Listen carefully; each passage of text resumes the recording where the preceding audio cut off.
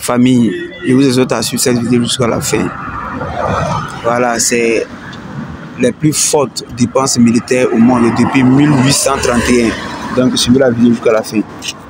Il y a des pays vers les grandes puissances que nous connaissons. Voilà, ils se sont réunis, ils ont signé des chartes qui disaient qu'ils allaient stopper les armements, ils allaient stopper la course aux armements. Mais dans ça, il y a des puissances qui sortaient dans le dos, c'est-à-dire qui se cachaient et qui s'armaient dans le secret. Donc, suivez la vidéo jusqu'à la fin. J'ai voulu vous partager ce graphique pour vous montrer comment évolue la puissance des États au fil du temps en regardant leurs dépenses militaires. Ça commence en 1830, hein, donc après les guerres napoléoniennes. Comme vous pouvez le constater, la France est le pays qui a les plus fortes dépenses militaires au monde, suivi de l'Empire russe, du Royaume-Uni, l'Empire russe qui est en train de rattraper un immense retard. Savoir qu'à cette époque, elle n'a même pas de bateau. Souvent, on pose la question de savoir, mais la Russie n'a pas colonisé l'Afrique, et bien tout simplement parce qu'elle n'en avait pas les moyens. Au moment du début de la colonisation, la Russie sort d'un état qui s'appelait le servage, hein, où 4 Russes sur 5 étaient pratiquement en état d'esclavage. Hein. Donc, elle est en train de rattraper un retard de plusieurs siècles.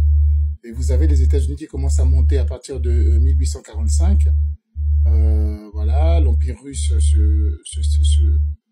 s'arme.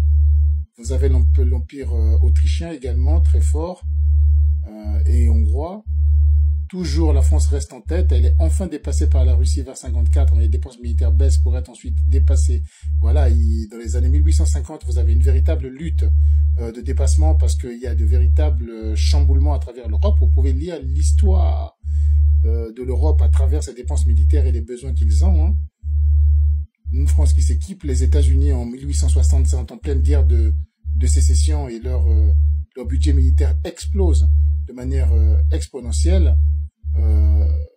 La France revient en force parce que à cette époque-là, ça va être le début du déploiement français à travers toute la terre. Hein. C'est les débuts de sa colonisation, de ses explorations. Vous avez l'Empire allemand qui est monté, qui vient de changer de drapeau, mais c'est la création de l'Allemagne avec la guerre franco-allemande perdue par les Français. Une réorganisation totale se fait. L'Empire russe qui conquiert le reste du territoire russe que l'on connaît aujourd'hui, hein, qui est en train donc de s'affirmer et de poser ses frontières et qui s'arme. La France qui reprend le devant en 1880, c'est sa grande période de déploiement toujours colonial, commencé 20 ans plus tôt. Le Royaume-Uni s'équipe. Le Royaume-Uni dépasse tout le monde. Les États-Unis ont fini la guerre de sécession, ils sont 6e, 7e voire. Vous avez l'Italie qui commence à s'armer également. L'Empire russe qui a changé de drapeau, c'est devenu jaune et noir.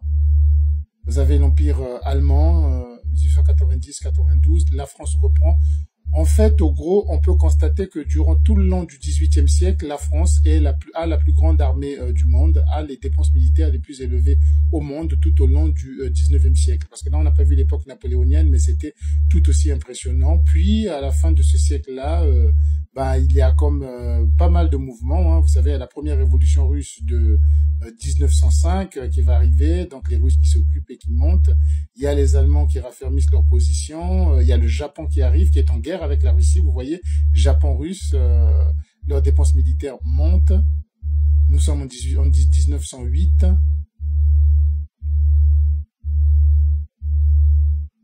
Vous avez la Russie qui s'arme, qui est en guerre civile pratiquement permanente jusqu'à la victoire finale des bolcheviks en 18 et la mise en place de l'Union soviétique.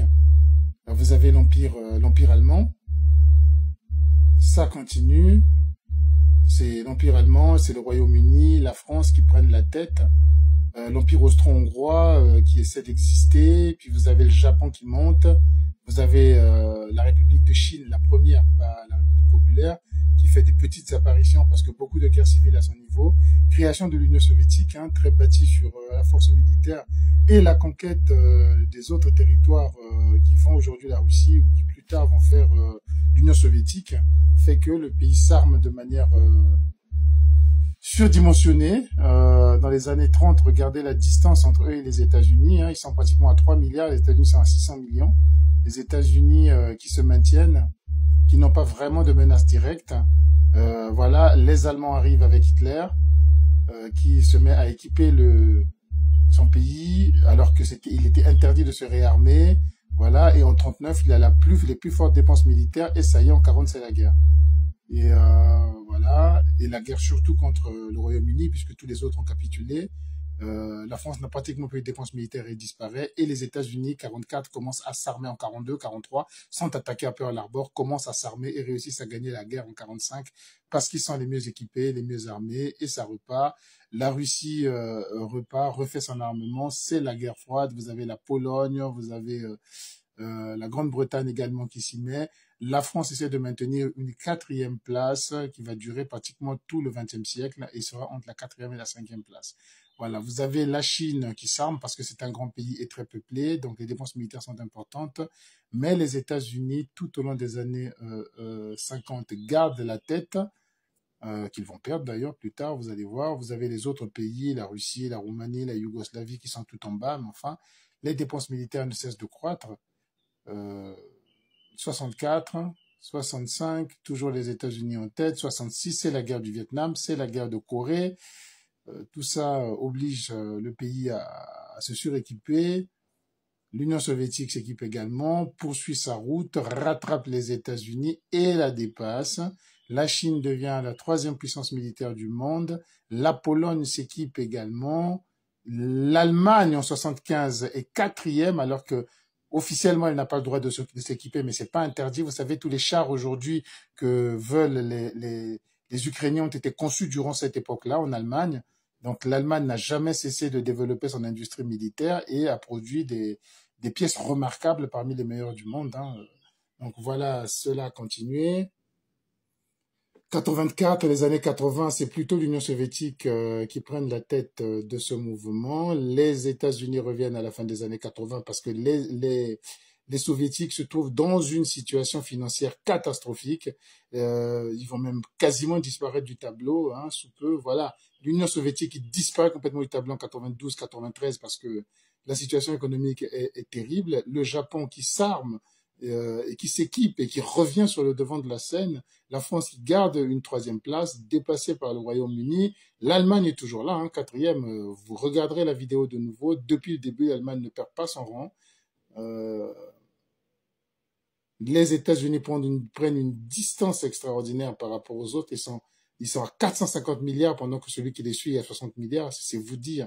C'est vous dire. La France est 3e au début des années 2000, puis perd sa place face à la Chine qui monte, puis la Russie qui est de retour à partir de 2008-2009 dans les dépenses militaires. La Russie dépasse, même le Japon dépasse le Royaume-Uni, mais je crois qu'elle ne fera pas un meilleur score ni un meilleur rang. Elle ne redépassera plus la Chine, elle ne redépassera plus les États-Unis d'Amérique. Vous avez l'Arabie Saoudite qui s'équipe également et l'Inde qui apparaît dans le haut du classement.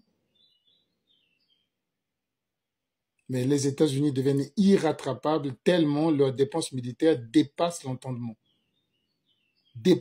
Mais la force des États-Unis, c'est de faire également des dépenses militaires quelque chose de très rentable par rapport à leur économie, contrairement à bien des pays où les dépenses militaires sont ruineuses. Les États-Unis ont réussi à faire une véritable industrie de cela, à vendre des armes très appréciées dans le monde entier, à être voilà quoi, à faire de la recherche militaire une source de revenus, une source de développement industriel. Voilà comment ils sont devenus ce qu'ils sont aujourd'hui. Voilà, donc famille, voici ça. Donc quand on suit la vidéo tout au long de l'évolution des dépenses militaires des différents pays, on constate qu'il y a toujours certains pays qui sont toujours dans le top 4. C'est toujours les mêmes, hein, les grandes puissances. En prônant aux différents pays de ne pas courir, de ne pas faire la course aux armements, eux cependant, de leur côté, ils renforçaient toujours leurs armements, les armes, les pays, dotaient les pays de nouvelles armes, de nouvelles technologies. Donc les frères, vous voyez, c'est pourquoi il y a un adage qui dit que fais ce que je dis, mais ne fais pas ce que je fais. Donc ces pays, ces grandes puissances-là, ils se sont toujours armés. Ils se sont toujours surarmés en interdisant aux autres de faire pareil que eux. C'est-à-dire, c'est eux seuls qui ont le droit de s'armer et non les autres. Parce que c'est eux seuls qui doivent maintenir la paix dans ce monde. Alors qu'en réalité, chacun de son côté doit se protéger parce qu'on ne sait jamais des mains qui peuvent venir tomber sur nous et nous dépouiller de tout ce qu'on a. Donc, restez connectés et à ciao pour une nouvelle vidéo.